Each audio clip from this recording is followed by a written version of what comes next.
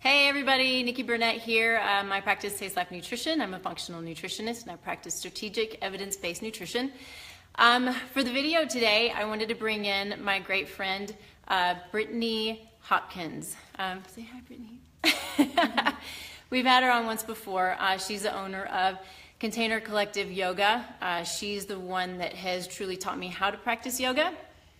And so she brought to me back, I don't know, a couple of weeks ago, she sent an article to me that I thought was really, really interesting. And it's called Yoga Found to Alter Gene Expression for the Better.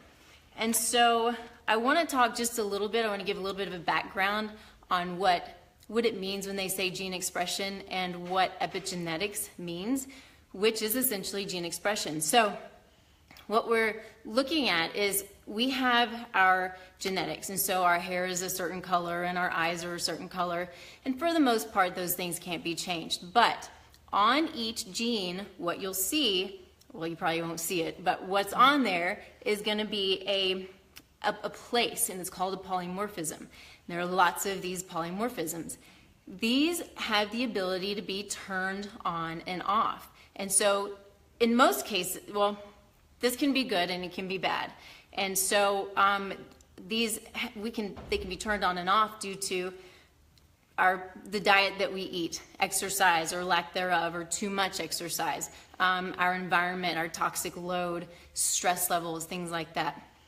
So all of these are really important in keeping us healthy, because if we have certain genes expressed, then it essentially interrupts certain metabolic pathways, and conditions can arise that are negative conditions.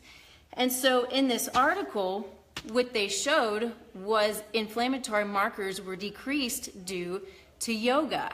And this is because of epigenetics. And it's proof that we have the ability to control so much of our genetic destiny. And I really wanted to have Brittany talk a little bit about what she sees in the studio when it comes to her clients, when it comes to her students, and take it away, because you have so much great stuff to share.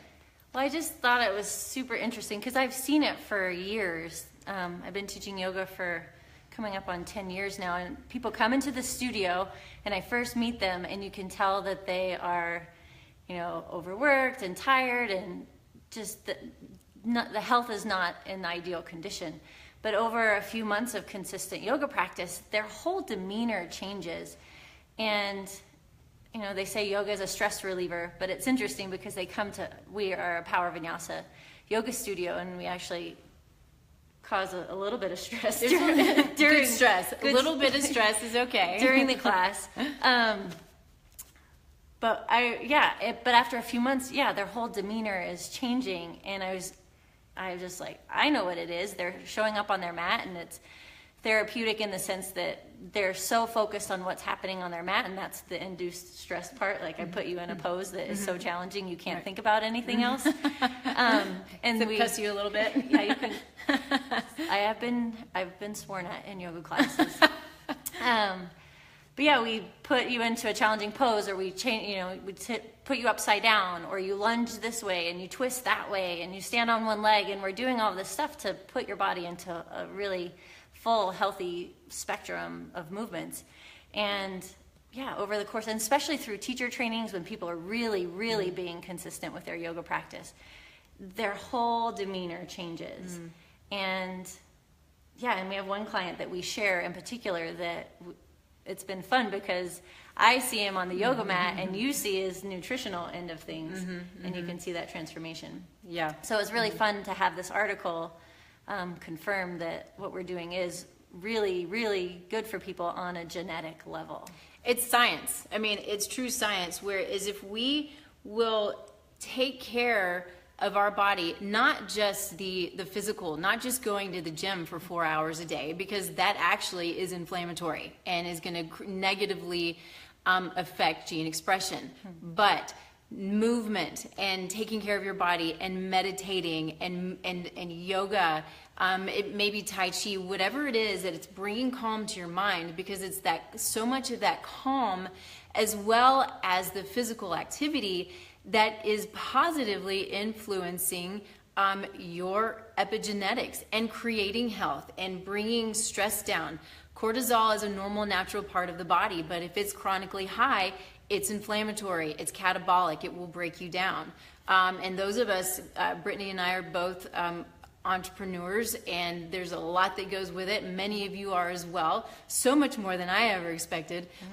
And there's a lot that comes to that, and I've had to work really hard on myself to bring myself to the mat, but then to get away from my computer and to focus on me here, because I truly felt myself getting a little bit out of control and just really being intentional about taking care of myself.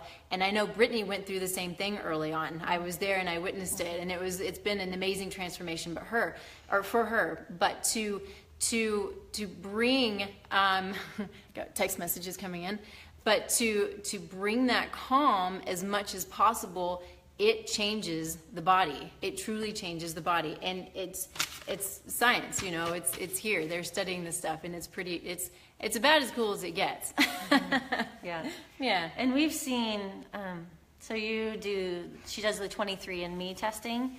And anybody can do that. Anybody can go to 23andMe and get your genetic test, and they send you some general information that says you're prone to have hazel eyes and you're prone to have brown hair, and I'm not prone to sprinting. But then I took it to Nikki, and then she was able to see deeper into what was causing inflammation in my body. So it's interesting, because what comes with the more expensive version of 23andMe is what's called raw data. And that raw data, if you were just to download it, you'll look at it and you're like, I don't know what the hell this means. This is all confusing. It's a bunch of numbers and letters and stuff. But I have a software program that I will take that raw data and I'll download it into that, and it will help to break up. I can't even tell you how much information is in there. It's actually a little bit overwhelming, but it will show you your particular, what's called polymorphisms, which is essentially your epigenetics, make it kind of simple, but it will show your polymorphisms, whether you have any, and if you have one polymorphism or two, which can come from one parent or come from both parents, and then it can help us figure out. So to be really simple is, say, vitamin D.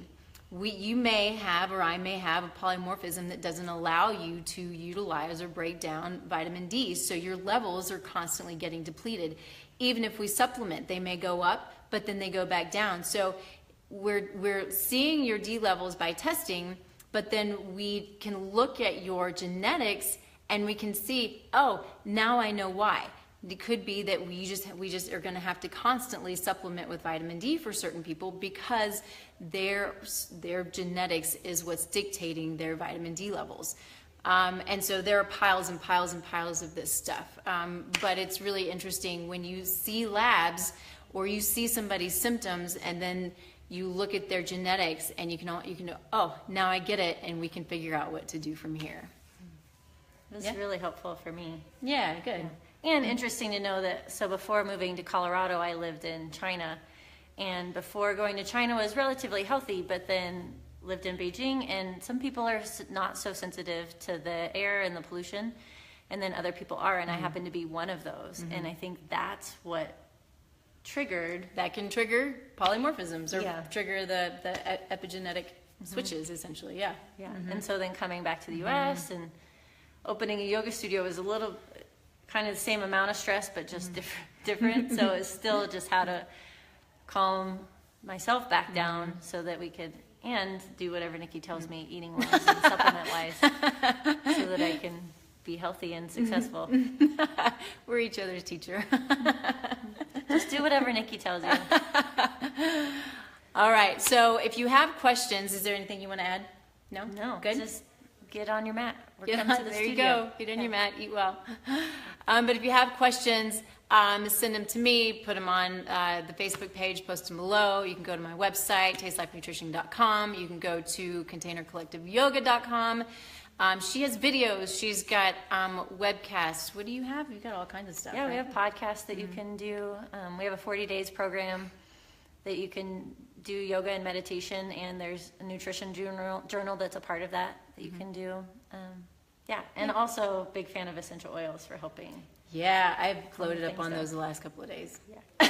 Okay. So those are great.